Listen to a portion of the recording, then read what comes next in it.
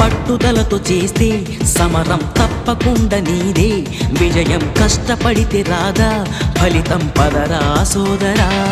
నీ ధైర్యం తోడై ఉండగా ఏ సాయం కోసం చూడక, నీ ధ్యేయం చూపే మార్గంలో పోరా సూటిగా.